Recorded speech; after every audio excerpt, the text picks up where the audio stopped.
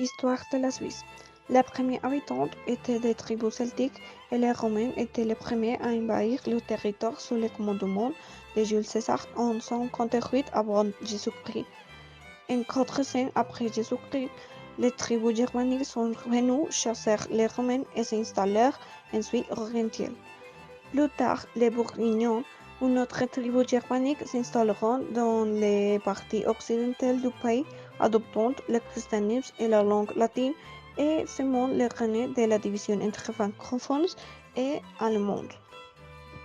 Après la mort de Rodolphe I en 1291, les dirigeants locaux se sont battus pour l'indépendance du pays, ce qui a été réalisé le 1er août de la même année, lorsque les communautés de la région se sont réunies dans les prairies de Rutli et signèrent une alliance par laquelle ils s'est engagé à ne reconnaître aucun juge ou loi extérieure.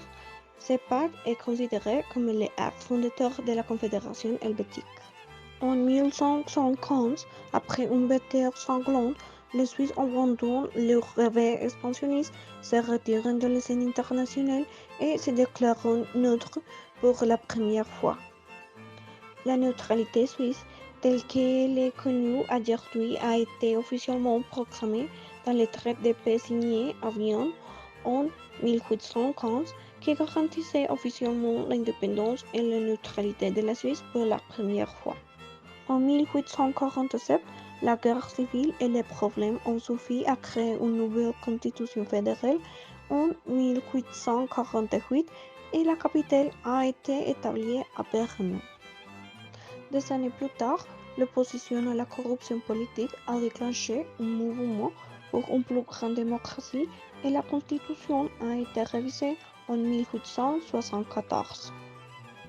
Selon la loi fédérale sur la protection du drapeau suisse et des autres symboles officiels, les drapeaux, les amoris, la croix-scie suisse et l'hymne national sont les symboles nationaux de la Suisse. Les drapeaux suisses se caractérisent par deux couleurs distinctes, le rouge et le blanc. L'origine du drapeau rouge et la croix-scie blanche remonte à la bataille de Lupon dans le canton de Berne 1339, afin de se distinguer des autres combats sur les champs de bataille.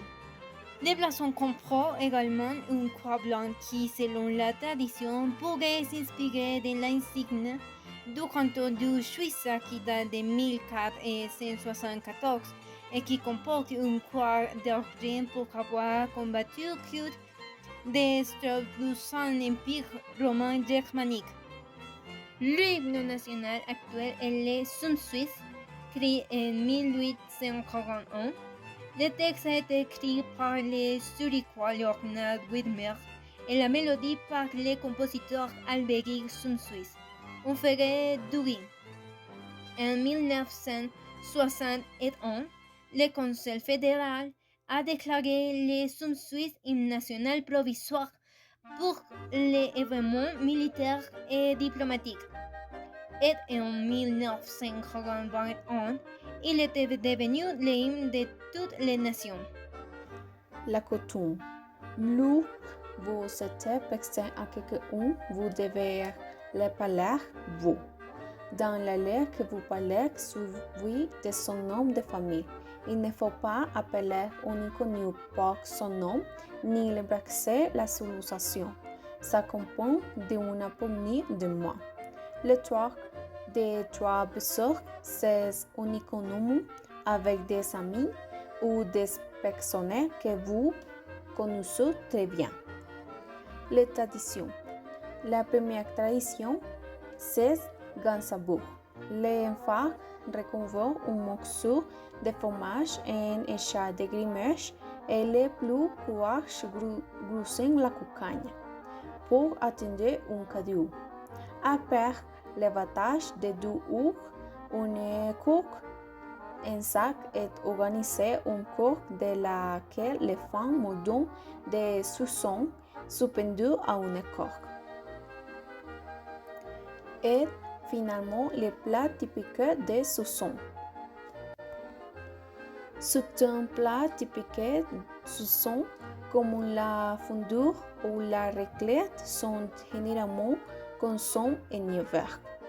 D'autres plats nationaux comme les muesli en Suisse, connus sous le nom de bichard, bousles ou rosti, sont consommés à tout moment de l'année et sont préparés dans de nombreuses variantes.